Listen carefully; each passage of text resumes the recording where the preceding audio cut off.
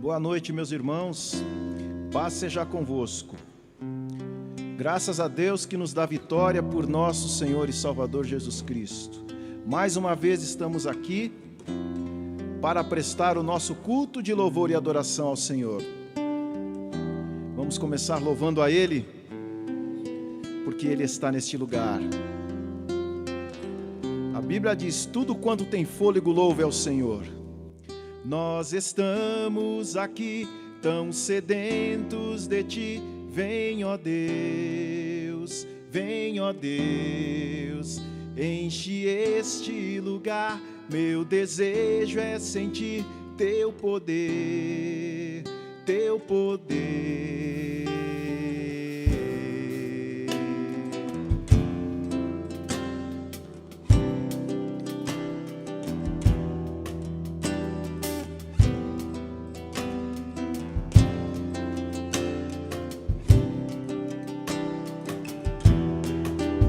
Nós estamos aqui tão sedentos de Ti, vem, ó Deus, enche este lugar. Meu desejo é sentir Teu poder, Teu poder. Então vem me incendiar, meu coração é o Teu altar. Quero ouvir o som do céu, Tua glória contemplar. Nós estamos aqui tão sedentos de Ti, vem, ó Deus, enche este lugar. Meu desejo é sentir Teu poder, Teu poder. Então vem me incendiar, meu coração é o Teu altar. Quero ouvir o som do céu, Tua glória contemplar. Então vem me incendiar, meu coração é o Teu altar. Quero ouvir o som do céu, Tua glória contemplar.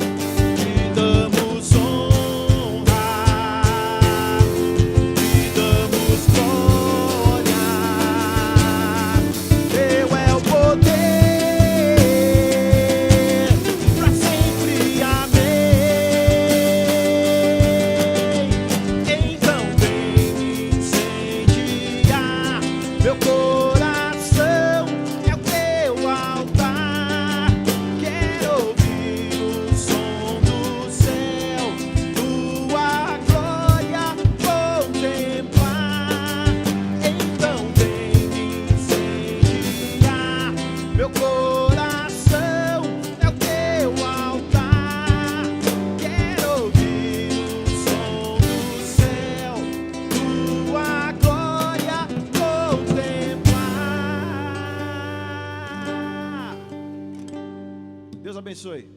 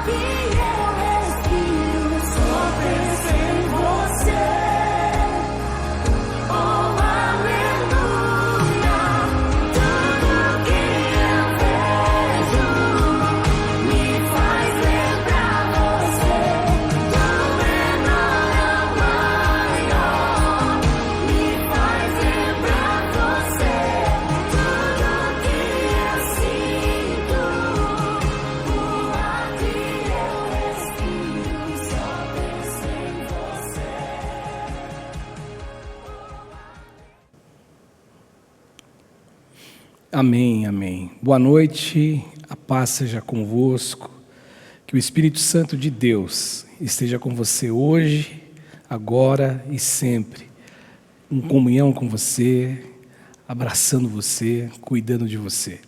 E que o amor de Deus, ele possa também te envolver, que você se sinta abraçado pelo amor de Deus. Esse amor tão transformador, esse amor tão arrebatador, esse amor que nos constrange, como diz Paulo, quando escreve a carta dele aos Coríntios. Este é o momento de nós orarmos, é o momento de nós agradecermos a Deus por tudo que Deus tem nos dado. E agradecemos a Deus por você, pela tua vida, pela tua fidelidade, pela tua fé. Esses dias eu estava ouvindo ou lendo alguém, eu não me lembro agora de cabeça, mas que dizia o seguinte, que quando alguém carrega no coração fé em relação a Deus, em relação à divindade, ele também carrega a fidelidade. É muito comum as pessoas de fé demonstrarem fidelidade. E eu agradeço a Deus porque você tem feito isto.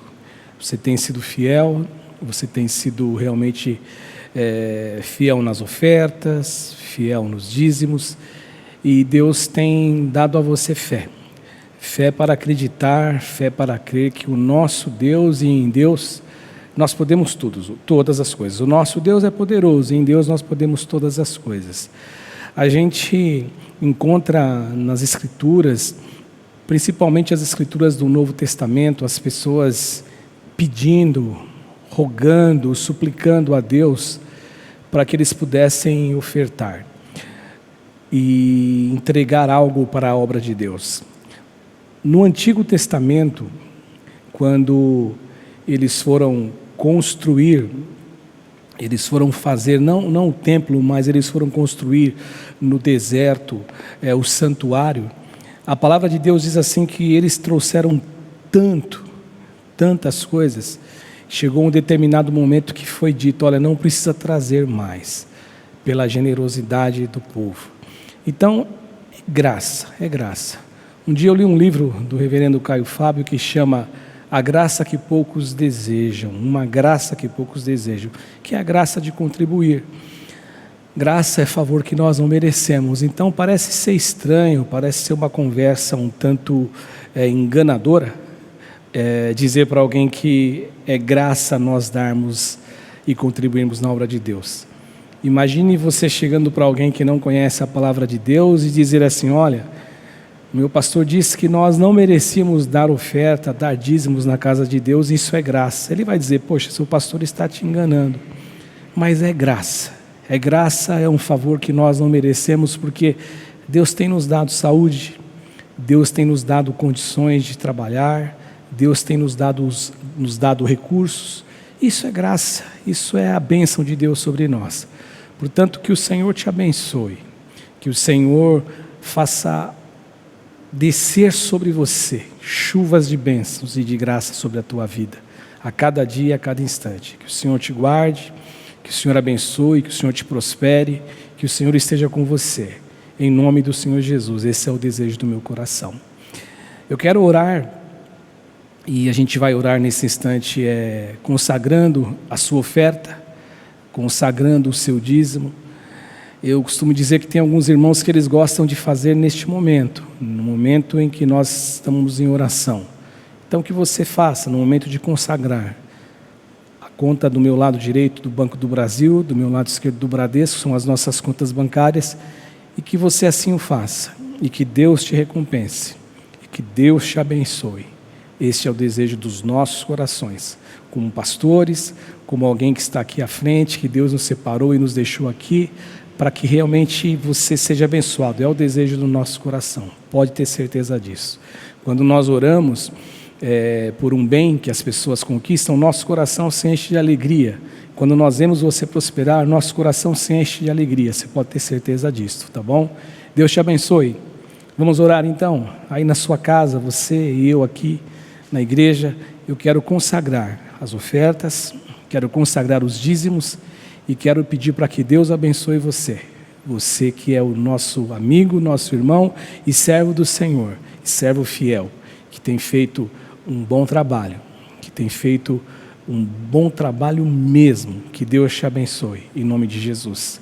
Senhor Jesus, este é o momento em que nós oramos pelas ofertas, nós consagramos as ofertas, consagramos os dízimos, e nós rogamos a Ti, rogamos pelo Teu poder de multiplicação, pelo Teu poder de graça, pelo Teu poder de fazer grandes coisas, de transformar aquilo que nós apresentamos como oferta, como dízimos, e transformar isso em recursos para nós abençoarmos, Senhor Jesus, o Teu reino, a Tua casa, este ministério, Senhor Jesus.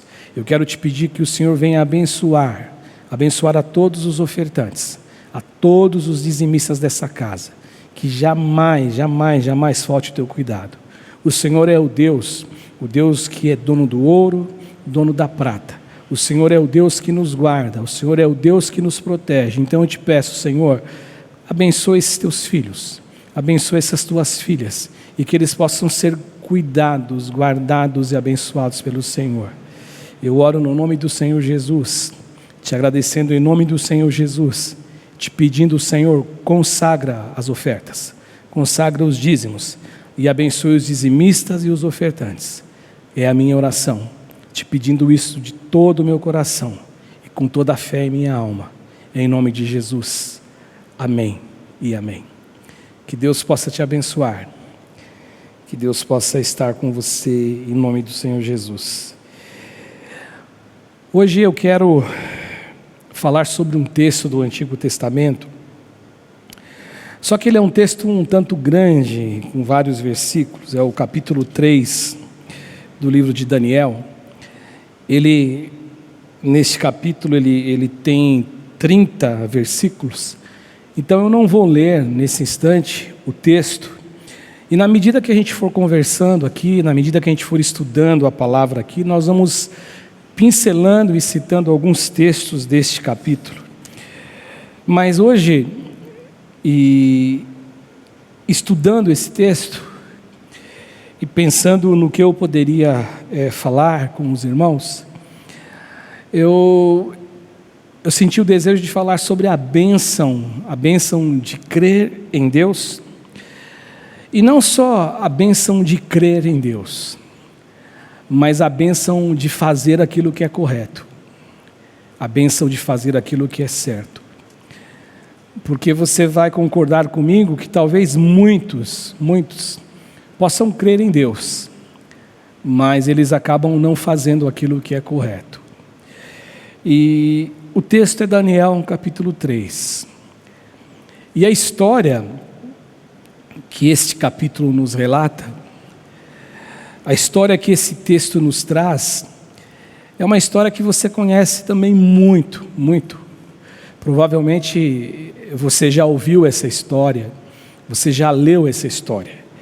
É aquela história que a Bíblia relata a respeito de 3 jovens judeus, Ananias, Misael e Azarias.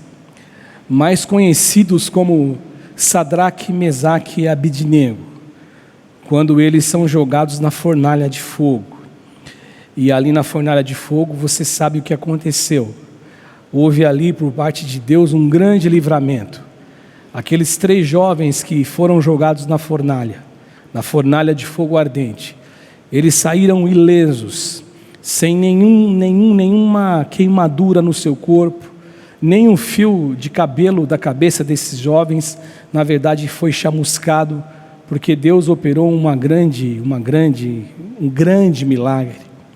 Deus operou uma grande coisa, e aquele homem, e aqueles homens, e aquelas pessoas que estavam ali, viram a realização desse grande milagre. E quando eu leio essa história aqui, a primeira coisa que me vem ao coração, a primeira coisa que me sobe à mente, é que ela é uma história extraordinária. Ela é uma história que, com toda a minha franqueza e abrindo meu coração para os irmãos, ela é uma história que, quando a gente olha para a nossa vida, as nossas experiências de vida, as nossas experiências humanas, ou até as nossas experiências com Deus, a gente carrega uma dificuldade de entender e ver um negócio tão grande como o que foi acontecido aqui. Portanto, quando eu olho para essa história, eu penso que essa história, ela está tão distante da nossa realidade, e ela está distante da nossa realidade por algumas razões. E eu fiquei pensando, lendo, relendo, relembrando a história desses 3 jovens no livro de Daniel, e eu fico pensando que essa história, ela está tão fora da nossa realidade por algumas razões. Em primeiro lugar, pelo milagre extraordinário, milagre sobrenatural, algo que ninguém viu anteriormente e que provavelmente ninguém viu isso depois também. Então essa história, eu penso que ela está fora da nossa realidade, em primeiro lugar por isso, pelo milagre. Em segundo lugar, e aí eu já vejo isso com um pouquinho de pesar no meu coração, de verdade, um pouquinho de tristeza, para não dizer muita tristeza, é que quando a gente olha para a nossa geração hoje, e aí eu me incluo nessa geração, eu vejo a história desses jovens, Ananias, Misael e Azarias, Sadraque, Mesaque e Abidnego. Eu vejo a história deles de fidelidade e de fé tão fora hoje da nossa realidade, onde muitos trocam a Deus e a aliança que eles têm com Deus, eles quebram essa aliança e eles invalidam essa aliança por coisas muito mais simples do que algo que eles vivenciaram e tiveram que enfrentar. Essa história aqui, ela é uma história que nos mostra que, do mesmo modo, e eu não diria, talvez a frase certa, a construção da frase não seria do mesmo modo, mas seria parecido. Ela narra uma guerra, como Elias e os profetas de Baal. Existe uma guerra aqui, existe nisto que está acontecendo aqui, na história que eu vou relatando aos poucos para você, e eu aconselho você depois ler o capítulo 3 de Daniel inteiro, que são 30 versículos, para você incorporar o ponto histórico, a história para você, mas ela lembra um pouquinho Elias com os profetas de Baal, porque existe uma guerra aqui, uma guerra do poder das trevas contra o poder de Deus, uma guerra entre Deus e uma guerra entre o inimigo de Deus. É isso que está acontecendo aqui. E a gente sabe o final da história, o que aconteceu, o que se passou na cabeça do rei Nabucodonosor, o que aquelas pessoas, os governantes e os seus conselheiros tiveram que vivenciar e tiveram que encarar por conta de ter acontecido isso com esses 3 jovens. Mas essa história aqui, ela nos revela algumas coisas que me saltaram os olhos desta vez que eu estudava esse texto, diferente de tantas vezes que eu já o estudei. Ela me revela algumas coisas que nós precisamos saber.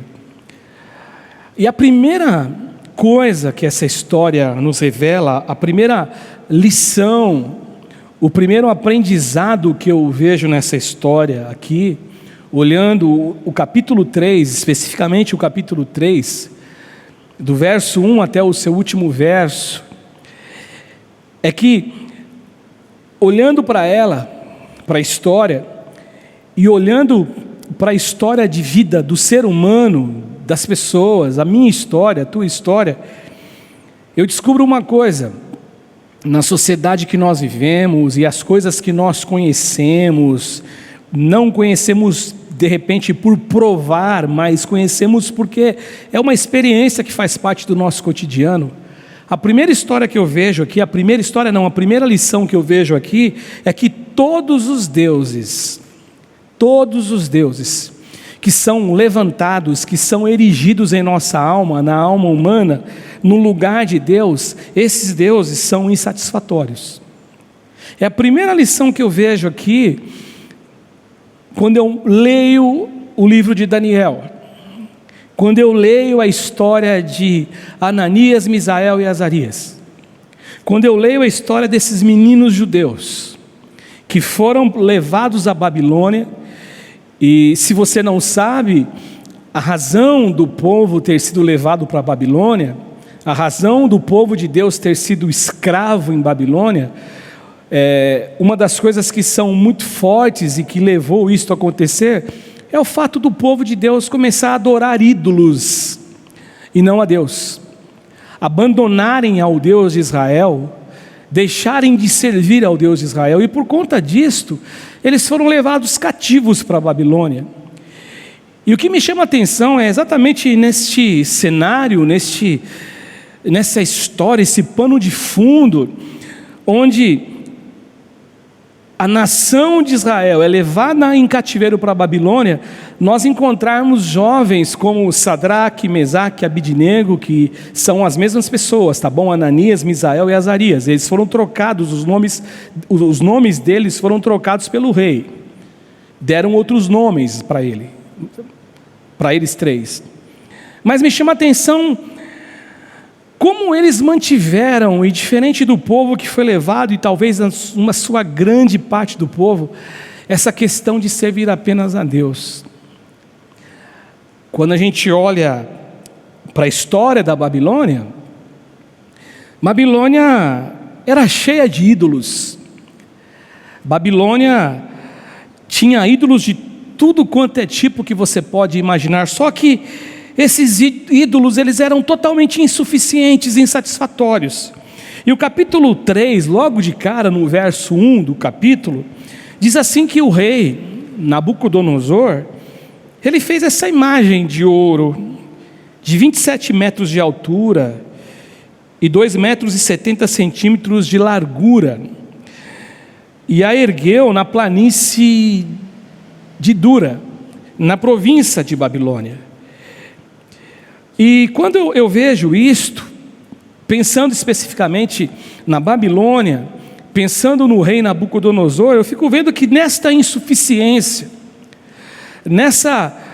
nesse conflito humano, e nessa insuficiência real e verdadeira que abate sobre qualquer ser humano, que sem que ele perceba, ele vai se distanciando de Deus, Nabucodonosor, também vivendo uma vida de distanciamento do Deus verdadeiro, ele constrói uma estátua de si mesmo. Lendo o livro de Daniel, a gente descobre uma instabilidade em Nabucodonosor. Ele tem um sonho, Isso no capítulo 2, ele tem um sonho, ele pede para que os magos revelem os sonhos, o sonho que ele teve, e ele diz o seguinte para os magos, que se eles não revelassem o sonho dele, eles iriam ser mortos.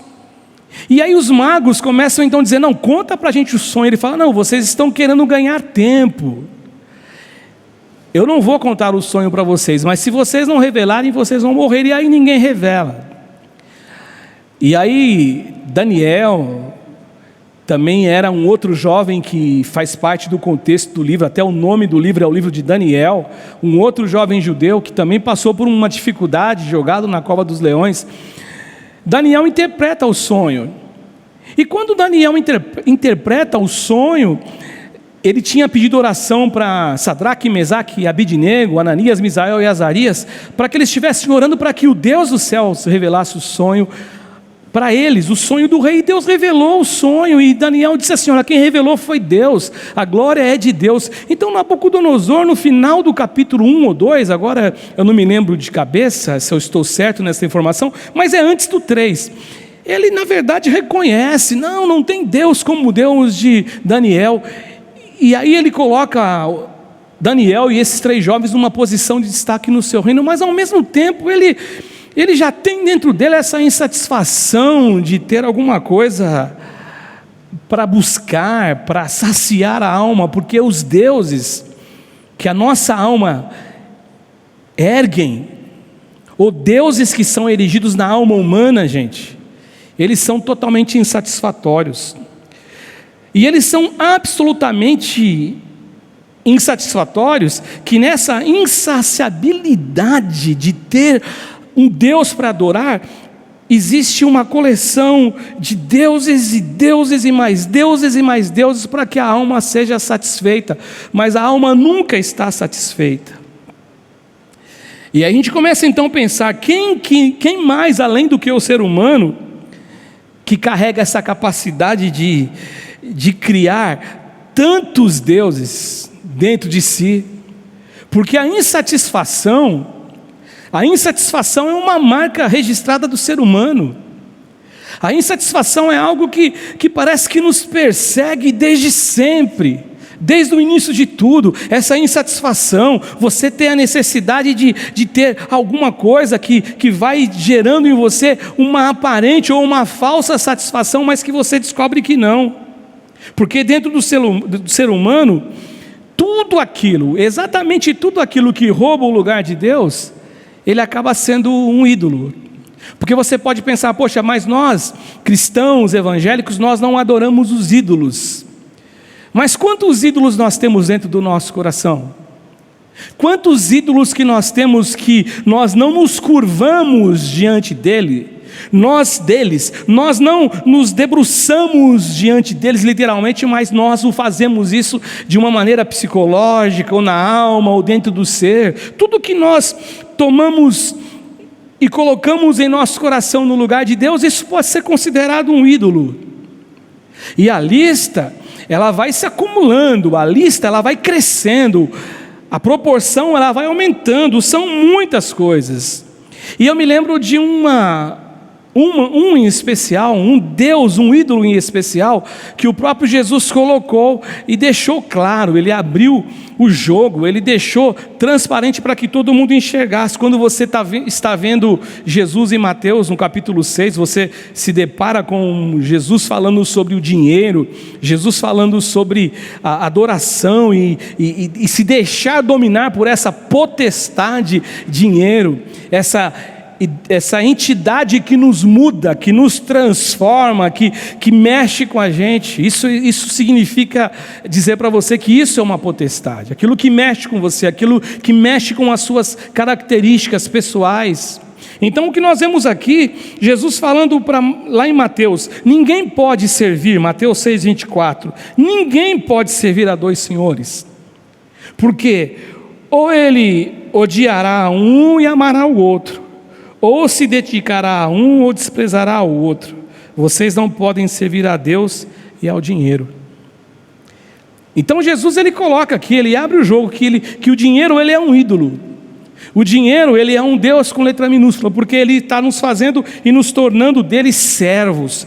Nós estamos servindo. Então, tudo que nós servimos dentro do nosso coração, no lugar de Deus, isso é um ídolo e isso não satisfaz. É a primeira lição que eu vejo aqui, lendo o capítulo 3 do livro de Daniel, que os ídolos que o homem vai erigir, vai criar, vai construir em sua alma, esses ídolos eles não conseguem trazer para o homem satisfação. Uma segunda lição, que esse texto também nos mostra, olhando para Daniel 3, eu aprendo aqui hoje, é que os deuses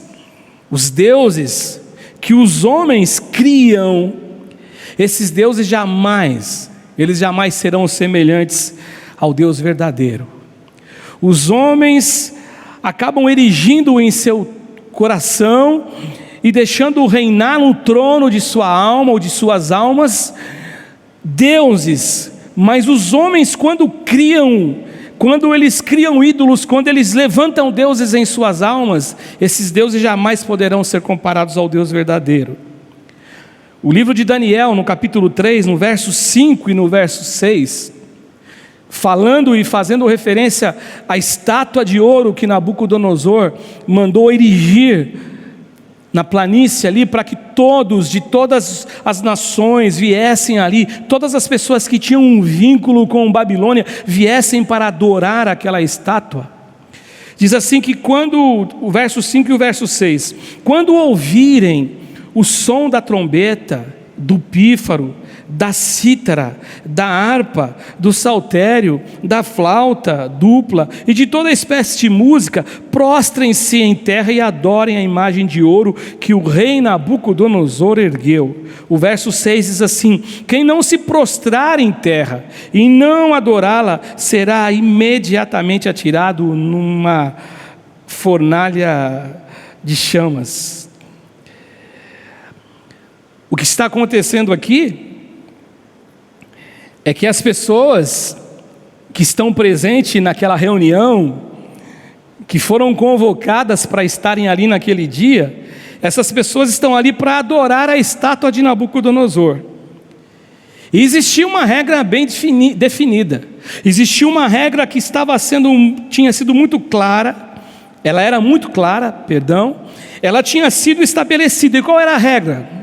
Que todo governante, todos aqueles que fossem investidos de autoridade, eles deveriam comparecer à dedicação e à consagração dessa estátua que Nabucodonosor tinha erigido. E se assim eles não o fizessem, eles correriam o risco de sofrerem a dor e o perigo que sobreviria a cada um deles depois desse ato. Ou seja, existe então, por parte do Nabucodonosor, um convite, e todos deveriam aceitar o convite. É como se fosse uma intimação. E depois, se naquele grupo de pessoas, depois que a música tocasse, depois que houvesse uma preparação de uma música, de uma canção, para que as pessoas fossem talvez tocadas por um sentimento de emoção, eles deveriam espontaneamente prostrar-se diante da estátua do rei Nabucodonosor. E se assim eles não o fizessem, eles teriam como recompensa serem jogados na fornalha de fogo. Este era o ídolo, este era o Deus que fora criado por Nabucodonosor. E aí eu começo a entender, eu começo a ver, gente, como os deuses que os homens elegem, levantam, aqueles deuses que eles acabam nomeando como deuses, como ídolos, como eles são diferentes do nosso Deus. Como eles estão totalmente distantes do nosso Deus, da maneira que o nosso Deus se porta, da maneira que o nosso Deus ele é, da forma que ele trata o ser humano, da forma que ele trata os seus filhos, da forma que ele trata toda a criatura que ele criou, criada por ele. E quando eu lembro disto aqui, aliás, lendo essa história, eu fico lembrando de uma outra história. Porque lembra que eu disse no começo que essa história é uma história extraordinária? Essa história, ela é fora da nossa realidade. Eu não sei você, eu sou muito franco com você. A minha mente não consegue admitir, não no sentido de não aceitar. Admitir é na minha falta de conhecimento e na minha ignorância de pensar numa situação assim. Alguém jogado numa fornalha que o fogo está extremamente aceso, não sei quantas vezes mais, 7 vezes mais. Como diz o texto, acho que é isso que o texto diz, 7 vezes mais, por conta da fúria que ele ficou contra esses meninos, e de repente aqueles meninos caírem naquele fogo e nada acontecer. Mas quando eu leio uma história desta, e eu disse da guerra, que existe uma guerra entre o poder das trevas e o poder de Deus, onde existe uma guerra entre o bem e o mal, então existe Satanás por trás disso. Existe um espírito que está seduzindo a alma humana, existe um espírito que está tentando seduzir a mente humana e tentando fazê-los com que, na verdade, as coisas não aconteçam como deveriam acontecer, como Deus planejou que acontecesse. Mas eu não consigo deixar de lembrar de Jesus. Depois que ele é batizado no Rio Jordão, e a Bíblia diz que ele é impelido pelo Espírito Santo ao deserto, e Jesus ele vai ao deserto, e eu não consigo não lembrar dessa história de Mateus capítulo 4, do verso 8 e o verso 9, quando Jesus, depois que ele sai ali do Jordão, ele vai para o deserto. No Mateus 4, verso 8 e 9, nos diz o seguinte: depois o diabo estava tentando Jesus. Depois o diabo o levou a um monte muito alto e prostrou-se e mostrou-lhe todos os reinos do mundo e o seu esplendor. E olha o que o diabo vai dizer. Olha o que o diabo disse para Jesus. Ele disse: tudo isso te darei, se te prostrares e me adorares. É o jogo sujo de Satanás.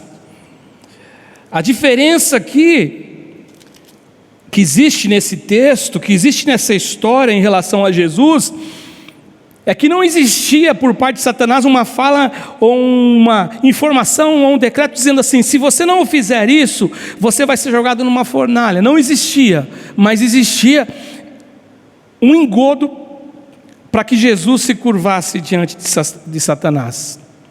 O que eu vejo que os deuses deste mundo, que os homens criam, erigidos na alma e no coração humano, eles são diferentes do nosso Deus, porque eles sempre carregam como característica essa necessidade, dessa obrigação de adoração. Existe uma obrigatoriedade de adoração. Existe uma palavra de ordem de adoração, você tem que adorar. Existe uma necessidade, uma obrigação. Existe por alguma razão isso, ou seja, não existe o livre-arbítrio, não pode existir vontade própria, avolição, não pode existir opinião. Aqui nesse caso é ou você adora ou adora, não tem outra alternativa. Agora, o Deus verdadeiro, o Deus que nós servimos, o Deus que se manifestou em carne, em Jesus, o Deus, o verbo que se fez carne, que João nos diz, esse Jesus, o Deus eterno, o nosso Deus, Ele na verdade, Ele não coloca ninguém na parede para ser adorado. Ele não coloca ninguém num canto da parede e fala: você me deve adoração, ou muito menos Ele coloca uma faca no pescoço de alguém para que isso ocorra. O Deus a quem eu conheço, o Deus a quem eu sirvo, pela graça dEle, porque eu não merecia, pela misericórdia dEle, que é a razão de eu não ser consumido, que se renova todos os dias pela manhã, é o Deus que Ele chega diante de um grupo de pessoas, que faz um convite. Esse convite é um convite carregado de ternura, é um convite carregado de afeto, ou afetos, é um convite carregado com um sentimento amável, amabilidade. Ele chega para todos ali e Ele consegue detectar nos nossos corações esse anseio, esse desejo de encontrar alguma coisa que nos satisfaça, esse desejo de ter um encontro com alguma coisa que venha nos preencher, e Ele chega diante de nós, e nos enxergando, e vendo que nesse desejo humano, de nós erigirmos deuses dentro de nós, para nos satisfazer, nós sofremos, nós ficamos angustiosos, e Ele enxerga isso em nós, e Ele vem e fala assim: venham a mim, todos os que estão cansados, Mateus 11, 28, e sobrecarregados eu lhes darei descanso. A diferença entre o nosso Deus e os deuses que o homem ele vai erigir no seu coração, a diferença é que nosso Deus ele não nos obriga a nada.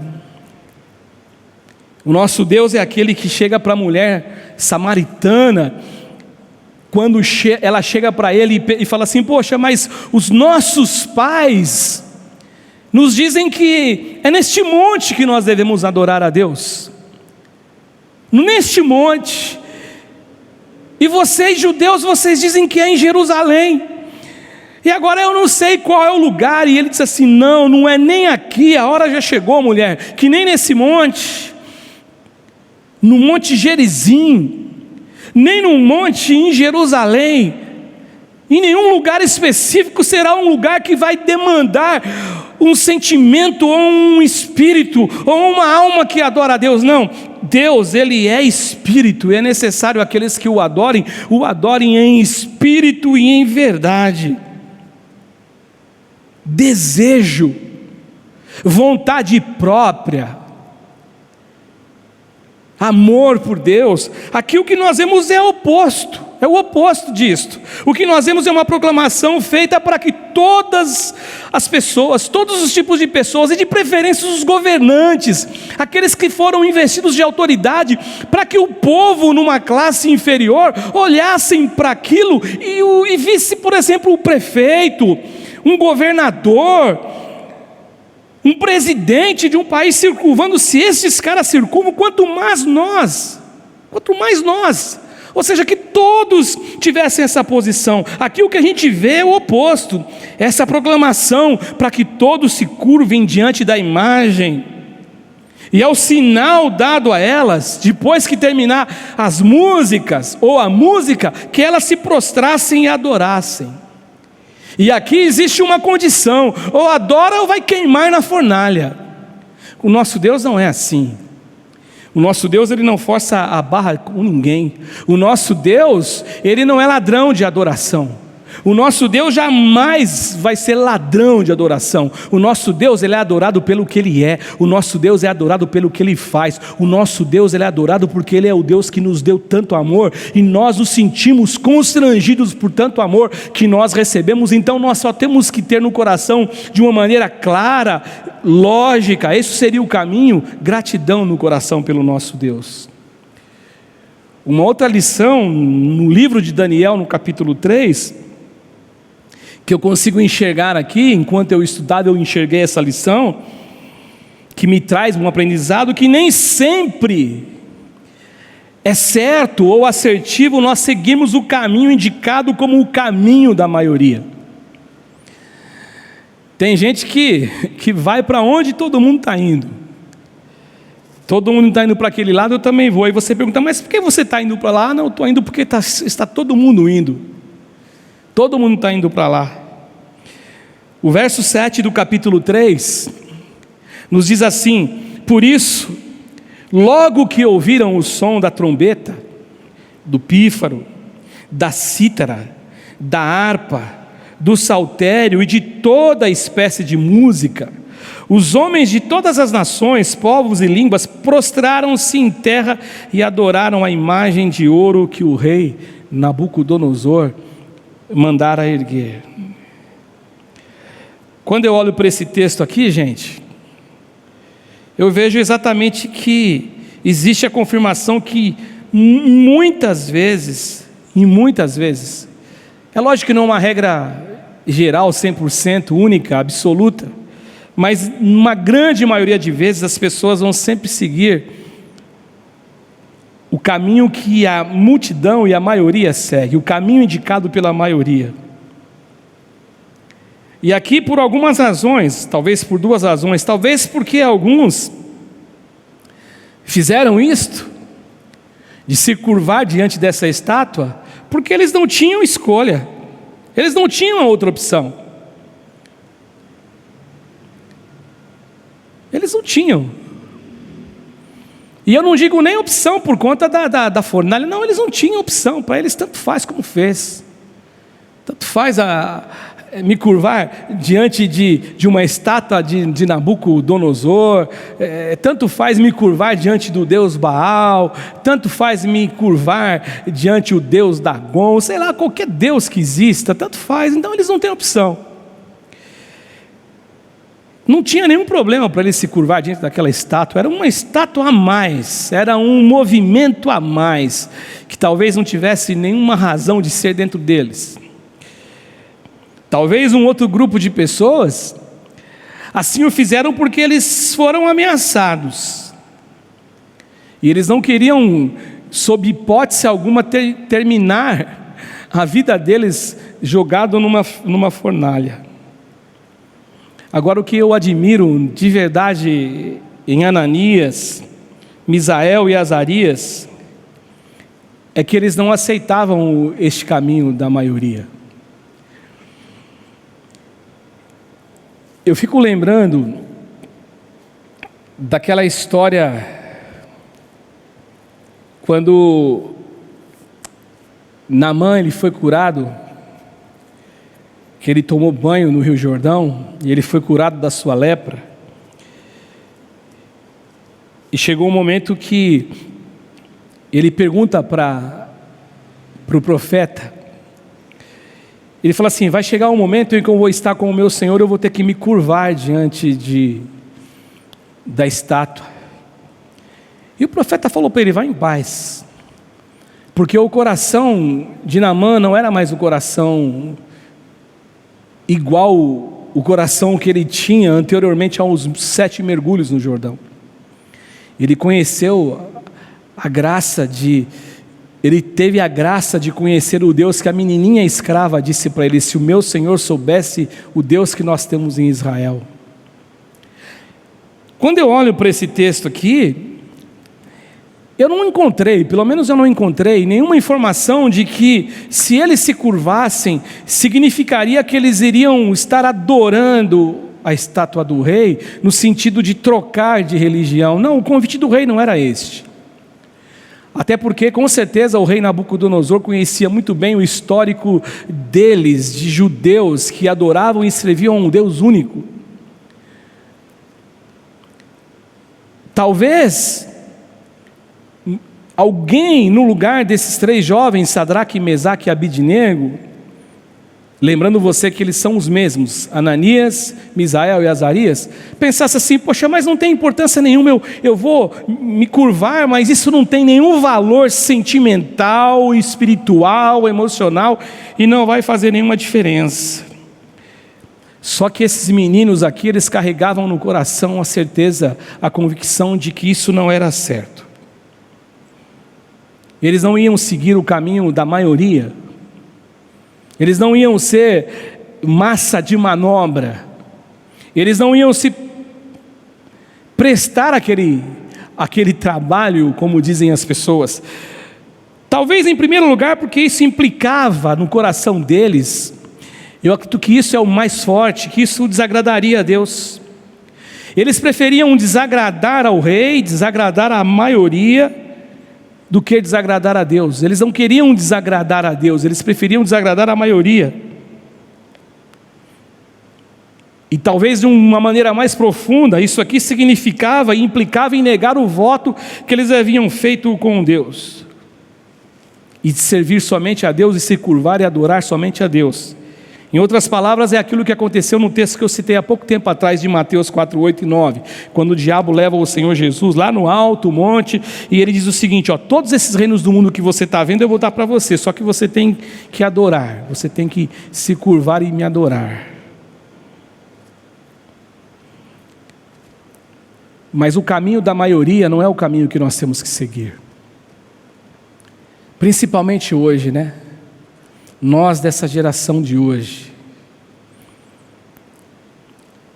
Você há de convir comigo que antigamente, no passado, os crentes, eles eram vistos de outra maneira. A geração mudou. E eu fico pensando, por que a geração mudou? Talvez a razão e a lógica de ter mudado é porque a palavra de Deus está se cumprindo. Não é nem talvez, ela está se cumprindo. Porque a Bíblia fala que por multiplicar a iniquidade, o amor de muitos se esfriará. E a Bíblia começa então a mostrar alguns posicionamentos diferentes, mas quantos desta geração que preferem estar sempre junto e em favor daquilo que a maioria defende e apregoa? Só que o caminho da maioria não é o caminho certo a seguir, na maioria das vezes. E uma outra lição que eu aprendo aqui, lendo o capítulo 3 de Daniel, e aqui, que a gente costuma dizer assim, que nós vamos ver a diferença entre os meninos e os homens, que aqui que existe um aprendizado importante, que não seguir o caminho da maioria para seguir o caminho proposto por Deus, invariavelmente vai nos trazer dificuldades. A dificuldade, hoje, não vai ser de você ser jogado num lago de fogo, mas talvez a dificuldade vai ser você ser colocado de lado, você ser cancelado, você não ser tão amado quando você começa a se portar como um cristão. Eu não estou dizendo de ficar colocando o dedo na cara de todo mundo, julgando todo mundo, achando que você é mais santo do que todo mundo, não, mas eu estou dizendo a gente se posicionar na vida como um cristão. As pessoas quando contam piadinhas sujas, mas quando chegam, vem você chegando, eles param de contar. É isso que eu estou falando. É mais ou menos isso para você entender. Eles não se sentem à vontade porque eles olham para você e veem que você é alguém diferente. Só que invariavelmente isso vai nos trazer dificuldades. O capítulo 3, que é o que nós estamos estudando, no verso 15, fala assim: pois agora quando vocês ouvirem o som da trombeta, do pífaro, da cítara, da harpa, do saltério, porque isso está sendo repetido por quê? Porque quando os outros caldeus, eles foram contar os outros homens ali também que exerciam um cargo de liderança, eles foram contar que Sadraque, Mesaque e Abidnego, Ananias, Misael e Azarias não se prostrou diante da estátua. O rei ficou muito furioso, o rei ficou indignado, o rei demonstrou uma falta de controle imenso. E aí que eu digo sobre aquela questão dos altos e baixos de Nabucodonosor. Ao mesmo tempo que ele coloca Sadraque, Mesaque, Abidnego e Daniel numa alta posição, numa posição de grande estima, ao mesmo tempo ele já se enfurece. Tudo bem que ele foi levado a essa fúria por pessoas maldosas, pelos inimigos desses meninos, mas aí ele fala de novo, ele quer dar uma oportunidade, então ele pede para que a música seja novamente tocada, executada. E aí diz o texto, que tocou a cítara, a harpa, o saltério, a flauta dupla e toda espécie de música. Se vocês se dispuserem a prostrar-se e adorar em terra, prostrar-se em terra e adorar a imagem que eu fiz, será melhor para vocês. Mas se não adorarem, serão imediatamente atirados na fornalha em chamas. E Deus poderá, e que Deus, é uma pergunta, e é uma pergunta que carrega uma resposta dentro do coração de Nabucodonosor. É a retórica, que nós aprendemos. E qual é o Deus? E que Deus poderá livrá-los das minhas mãos? Gente, o que me chama a atenção aqui nesse verso é essa frase aqui, será melhor para vocês. Se vocês se prostrarem, se vocês se curvarem, se vocês seguirem o caminho da maioria, será melhor para vocês. Existem pessoas que na sua jornada espiritual, na sua vida aqui na terra, eles só ficam olhando para as coisas da vida, eles sempre ficam procurando seguir exatamente esse conselho de Nabucodonosor: o que será melhor para mim? E o pior disto, que a gente conhece muitas histórias de vida assim, que as pessoas estão se distanciando de Deus. Me lembro que eu ouvi um pastor dizer um dia assim, que as pessoas chegaram para ele, algumas pessoas da igreja, da comunidade que ele era pastor, que ele dirigia essa comunidade, diziam assim, ele falou, quantas vezes as pessoas chegavam para mim, pastor, Deus está me abençoando, pastor, Deus está me abençoando demais, e o pastor dizia assim, mas isso não é bênção de Deus. O pastor, até por um respeito como o lado humano dessa pessoa, não chegava a falar, porque às vezes não tinha nem tanta liberdade, mas como um homem espiritual, estava na cara que não era.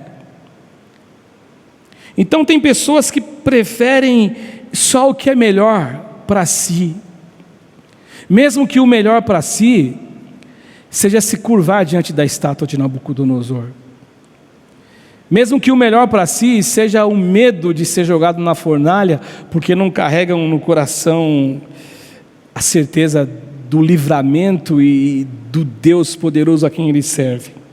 O apóstolo Paulo, quando ele escreve aos Coríntios, Paulo no capítulo 15, no verso 19, fala assim, se nós esperarmos de Deus somente nas coisas desta vida, se a nossa esperança, se a nossa motivação de espera, de confiança em Deus, ela for direcionada e projetada somente nas coisas dessa vida, nós somos os homens mais dignos de compaixão. Algumas traduções nos trazem os mais miseráveis dentre todos os homens.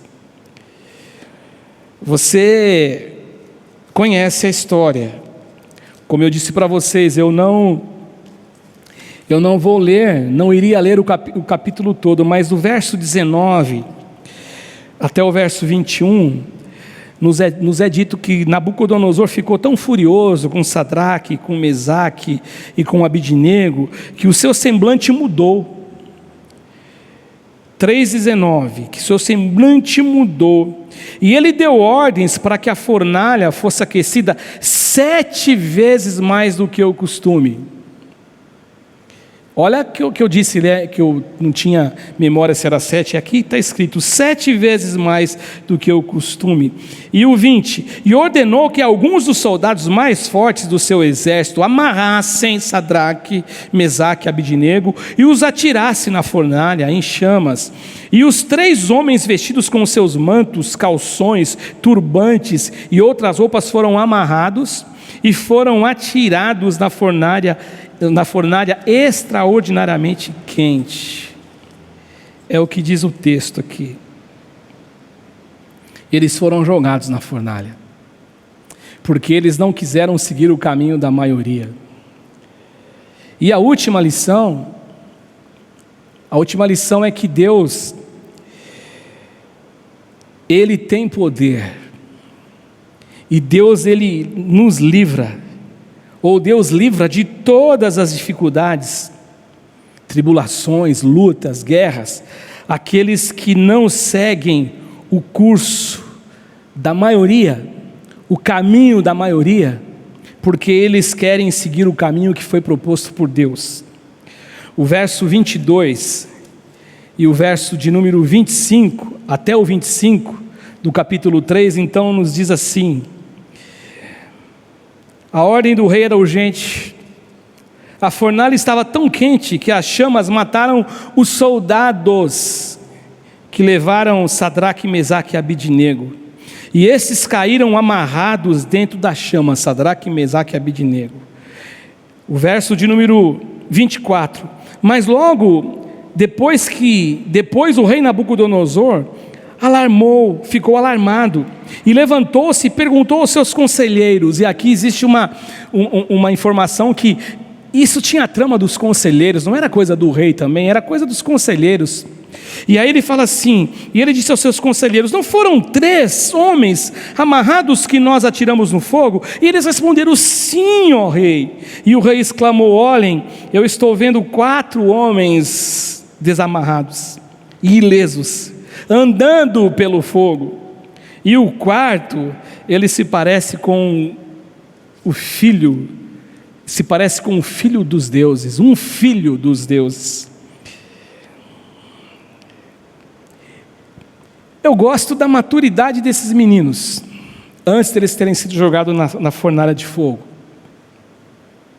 Há uma coisa aqui, esse filho dos deuses, existem estudiosos da Bíblia, comentaristas desse texto aqui, de Daniel, estudiosos, que eles falam assim, que eles acreditam, alguns deles acreditam que aqui era a manifestação do anjo do Senhor mesmo, antes dele ser encarnado, né? O anjo com letra maiúscula, que apareceu para Abraão, o Deus que aparecia como na personificação de um anjo, e ali junto com Sadraque, Mesaque e Abidnego ficou caminhando dentro da fornalha. Mas eu gosto muito da maturidade desses meninos em acreditar aquilo que eu disse, que é a última lição, que Deus ele tem poder de nos livrar de todas as tribulações, de todas as dificuldades, de todas as lutas, de tudo aquilo que as pessoas armam contra nós, ou o inimigo arma contra nós, pelo fato de nós não desejarmos e não nos colocarmos na posição de seguir o curso da maioria por conta de uma ordem divina, e nós preferimos sim seguir o caminho que Deus nos propôs.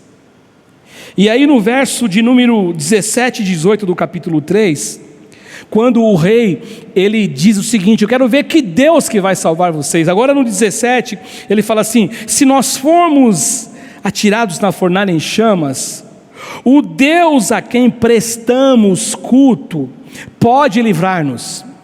Essa é a maturidade, essa certeza.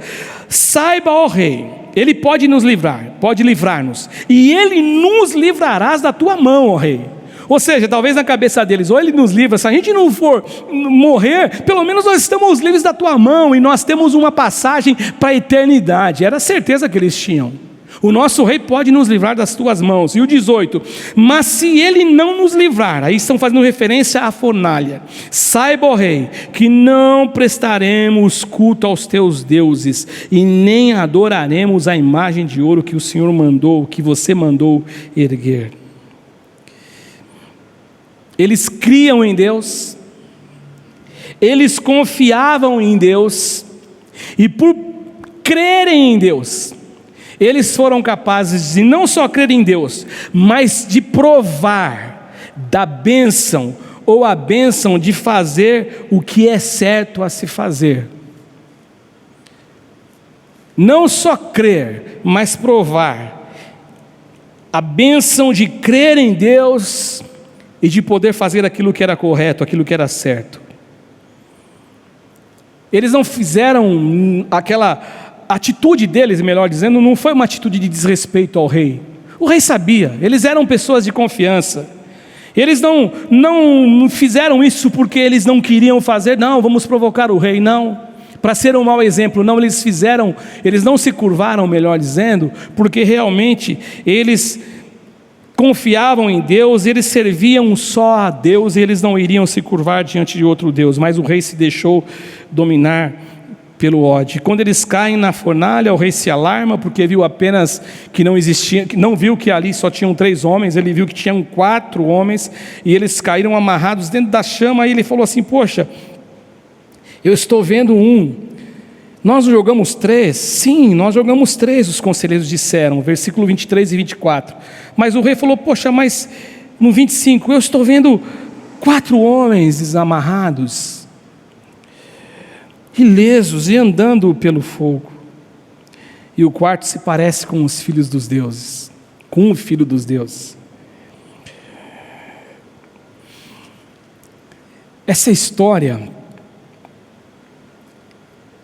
ela me mostra que, ela me revela uma verdade. A verdade que ela me revela e nos revela é que aqueles que sofrem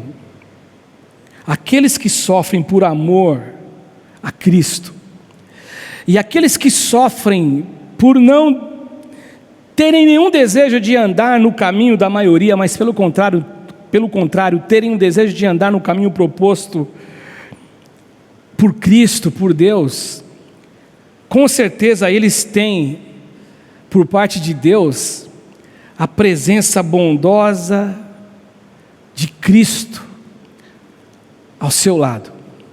Todos aqueles que assim se colocam, eles têm, mesmo na dificuldade, na luta, na tribulação, a presença bondosa de Deus caminhando junto deles, ao lado deles em seus sofrimentos, ainda que eles estejam numa fornalha de fogo ardente, ou caminhando pelo vale da sombra da morte.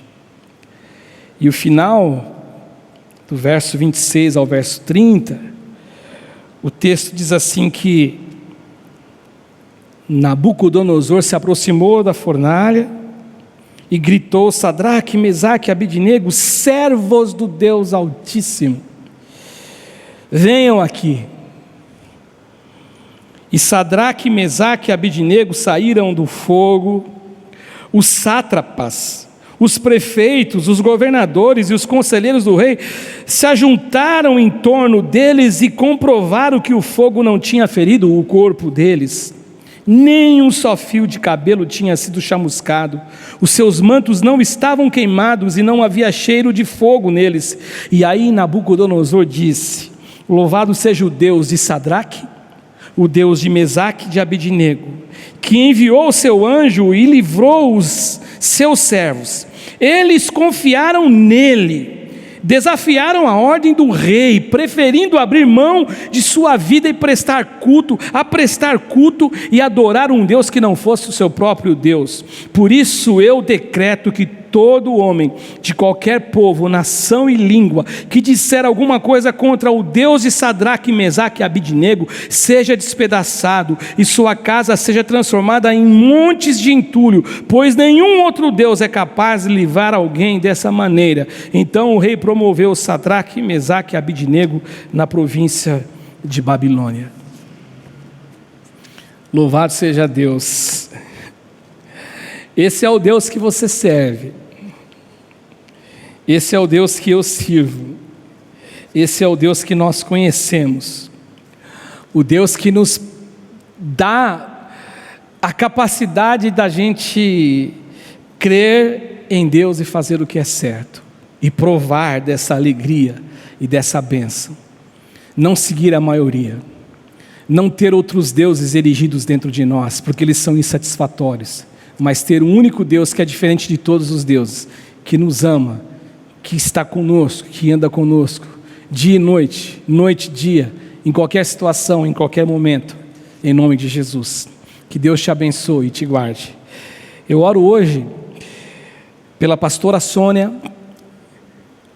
esposa do pastor Sérgio, Serginho, como nós o chamamos, que está internada com Covid, pelo pastor Isaac, pastor que nós estamos orando também, pela pastora Vani, que foi também entubada, que estava com 90% do pulmão tomado, a sua filha Eliane, nós estamos também orando por ela hoje, pela Marlene, que ela saiu desse processo de intubação, acho que é assim que fala, e ela já está melhorando.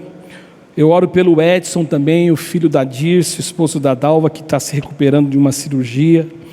Eu oro pelos pais do Rafael, a Paula, o Evaldo, e pelos avós Elias e Terezinha. Eu também oro pela Simone e pela família, que eles são amigos da Kelly e do Edson, que sepultaram o irmão, que infelizmente veio a morrer, porque também não teve condições de ser atendido.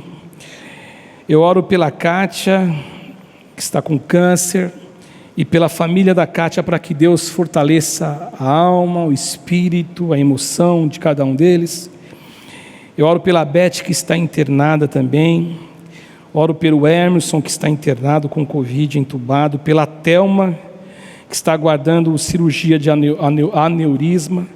Eu oro pela dona Neuza, que é uma senhora idosa que perdeu os seus filhos, está enlutada. Eu oro pela Ângela, que também está com Covid. Eu oro pelo Ezequiel, também com Covid. Eu oro por essas pessoas hoje, o que não significa que nós não estamos em oração. Eu sempre faço questão de dizer isso. Nós oramos por todos aqueles que estão enlutados, por todos aqueles que recentemente perderam pessoas. Eu oro também hoje em agradecimento pelo Caio, da Kelly, que houve uma melhora em seu quadro também. Eu oro por todos esses nomes e por outros tantos nomes que nós temos orado. Pastor Ivaldo tem mostrado aqui de quinta-feira uma lista gigantesca. Nós temos recebido muitos pedidos de oração. E nós louvamos a Deus por isso, né? Porque existe uma igreja, existe um exército que ora e que abençoa. E é isso que nós vamos fazer agora em nome do Senhor Jesus. Tá bom? Que Deus te abençoe. E todos vocês que nos passam um nome, nós estamos em oração por vocês. Nas nossas orações, as nossas madrugadas, estamos orando e clamando a Deus pela tua vida em nome de Jesus. Senhor Jesus, eu citei alguns nomes aqui, Senhor. Não são todos os nomes que eu tenho. Não são todos os nomes que o pastor Ivaldo tem. O grupo de intercessão tem, o grupo de senhoras, os outros nossos irmãos líderes que recebem pedidos de oração, não estão todos os nomes aqui, mas são alguns nomes que nós estamos citando, Senhor, e nós estamos pedindo, Senhor, Espírito Santo de Deus, que o Senhor possa abrir as janelas dos céus e derramar bênçãos sobre essas vidas, que o Senhor possa alcançá-los com as tuas mãos, que o Senhor possa colocar as tuas mãos sobre essas pessoas que estão internadas, sobre esses irmãos que estão entubados, sobre esses irmãos que a medicina tem uma palavra, a medicina tem uma verdade, a medicina tem uma última palavra, mas nós sabemos que a última palavra jamais será da medicina, a última palavra sempre será do Senhor. Nós cremos, é pela fé, fé é alcançar aquilo que nós, com o nosso olhar humano não alcançamos, as nossas mãos não tocam, mas no reino espiritual nós tocamos. Eu quero te pedir em nome do Senhor Jesus por todas essas pessoas, os nossos irmãos que perderam parentes, que perderam pessoas, que sepultaram pessoas, que perderam pessoas, Senhor, enfermas, não só para a doença Covid, por outras enfermidades. Eu quero te pedir, Senhor, leve o consolo. Tu és o Deus consolador, Tu és o Deus que nos guarda, Tu és o Deus que nos acompanha, Tu és o Deus que anda conosco. Eu te peço por todos eles, Senhor Jesus, por todas essas pessoas que nós citamos. Espírito Santo de Deus, quando eles se sentirem sozinhos, Deus, coloca as Tuas mãos, Senhor, vá ao encontro dessas pessoas, que eles possam se sentir abraçados em nome do Senhor Jesus. Nós oramos por todos esses nomes que nós citamos, nós oramos também e apresentamos toda uma relação de nomes que nós temos, de pessoas que estão precisando do agir de Deus. Eu quero te pedir, coloque as Tuas mãos, venha agir, haja mesmo, Senhor, com o Teu poder, que a Tua palavra seja uma palavra poderosa na vida desses irmãos, e que o coração deles possam se abrir, e que aquelas pessoas que estão internadas possam ser visitadas pelo Senhor. Eu te peço em favor de todos, eu te peço em favor do Brasil, eu te peço em favor do mundo, eu te peço em favor dos nossos governantes, eu te peço em favor dos nossos, Senhor Jesus, parceiros, amigos que trabalham na saúde, todos os profissionais da saúde. Eu te peço, Espírito Santo de Deus, coloque as Tuas mãos, que o Senhor esteja na direção deste mundo, que o Senhor esteja na direção dessa vida. Nós precisamos do Senhor, nós precisamos do milagre do Senhor. Eu te peço em nome do Senhor Jesus, que o Senhor possa agir sim, porque nós confiamos, e nós temos orado, não só pelo nosso país, mas nós temos orado por todo o mundo, porque nós sabemos que nós enfrentamos uma grande luta e uma grande dificuldade, uma grande guerra. Muitas vezes nós não ficamos, parece que desapercebidos, parece que existem pessoas que estão vivendo em outro contexto, mas nós sabemos dessa luta. Mas também eu sei que nós temos um Deus que é todo-poderoso, um Deus que pode todas as coisas. Então eu te peço, entra com providência, entra com as Tuas mãos, é a minha oração, em nome do Senhor Jesus, te agradecendo por tudo que Tu fazes e pelo que o Senhor é, te pedindo, esteja conosco, em Teu nome nós oramos, em Teu nome nós te agradecemos, amém e amém. E que o amor de Deus Pai, e a graça de nosso Senhor e Salvador Jesus Cristo, e a doce comunhão do Espírito Santo de Deus esteja em cada coração, não só hoje, mas para todo sempre. Amém e amém. Se na fornalha eu entrar, sei que o Senhor